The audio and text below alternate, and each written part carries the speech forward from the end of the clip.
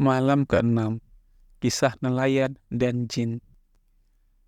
Pada malam ke-6, Syahrajat melanjutkan ceritanya dengan penuh semangat. Nelayan pun berkata kepada Jin, seandainya Raja Yunan mengampuni Rauyan, Allah akan mengampuni Raja.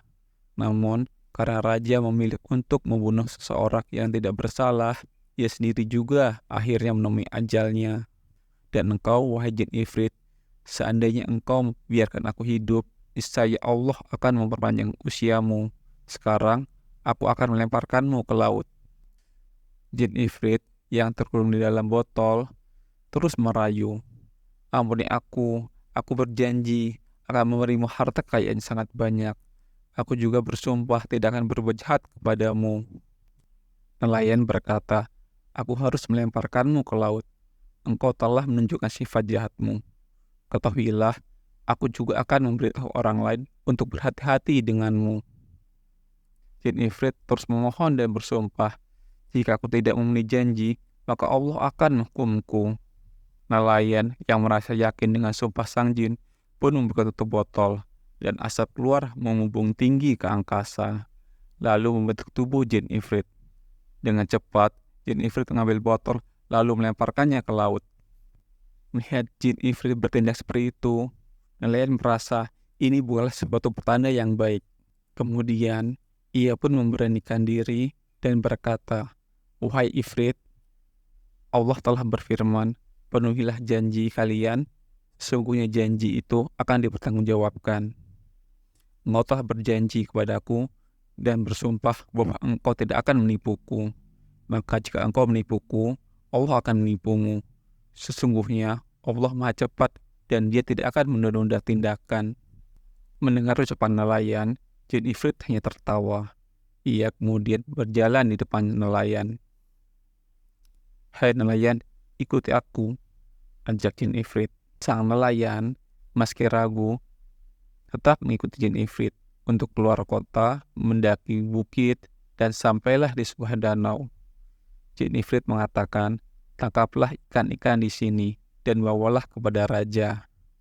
Dia akan memberimu imbalan. Aku mohon maaf karena aku tidak tahu cara lain memberimu harta kekayaan.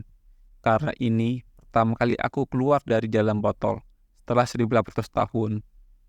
Engkau hanya boleh menangkap ikan di danau ini sekali setiap hari. Nelayan pun melihat ke danau. Ternyata di danau itu terdapat berbagai jenis ikan berwarna-warni, merah, putih, biru, dan kuning. Sang nelayan pun menebarkan jalannya dan berhasil menangkap 4 ikan warna-warni tersebut. Masing-masing 1 ekor. Jin pun mengucapkan selamat tinggal, dan dengan mengetakkan kakinya ke tanah, Jin menghilang di telan bumi. Nelayan pun segera pulang ke rumah, yang di sepanjang perjalanannya, ia merenungi apa yang terjadi padanya hari ini. Setibanya di rumah, ia memasukkan ikan ke dalam wadah berisi air dan pergi menuju istana. Setelah tiba di istana, dia mempersembahkan ikan-ikan tersebut pada sang raja. Raja terpesona karena belum pernah melihat ikan seperti itu seumur hidupnya. Raja pun memerintahkan wazir agar ikan segera dimasak dan juga memberi si nelayan 400 dinar. Juru masak yang dipilih adalah juru masak baru, pemberian Raja Romawi, yang baru 3 hari datang sebagai ujian kemampuan masaknya. Juru masak itu menerima ikan dan memasaknya dengan cara digoreng.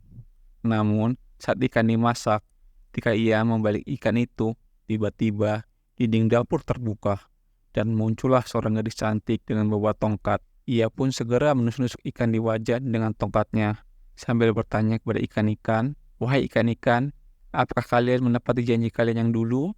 Ikan-ikan menjawab, iya, kami menepati janji.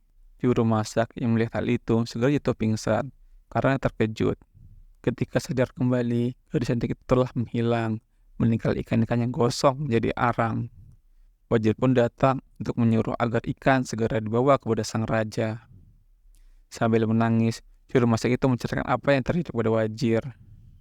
Sungguh aneh, seru wazir. Kemudian, wazir mengutus pengawal untuk menjemput si nelayan. Ketika si nelayan tiba di istana, wazir memerintahkan agar si nelayan untuk menangkap ikan yang berwarna-warni kembali. Sang nelayan pun kembali ke danau dan berhasil menangkap ikan yang sama, lalu membawanya ke hadapan wazir. Masaklah ikan-ikan ini di hadapanku. Aku ingin melihatnya dengan mata kepalaku sendiri, perintah wazir kepada juru masak. Juru masak itu segera menuruti perintah wazir. Ketika ikan-ikan digoreng, tidak lama kemudian, tiba-tiba dinding dapur terbelah dan muncullah seorang gadis cantik dengan tongkat di tangannya. Gadis cantik itu lalu menusuk-nusukkan tongkatnya kepada ikan di wajan. "Wahai ikan-ikan semua, apakah kalian mendapat janji kalian dulu?" Tanya gadis cantik itu kepada ikan-ikan di wajan. Ikan-ikan di dalam wajan itu mengangkat kepalanya dan berkata, "Ya, ya, kami menepati janji kami." Sahrajat menghentikan ceritanya karena fajar mulai menyingsing.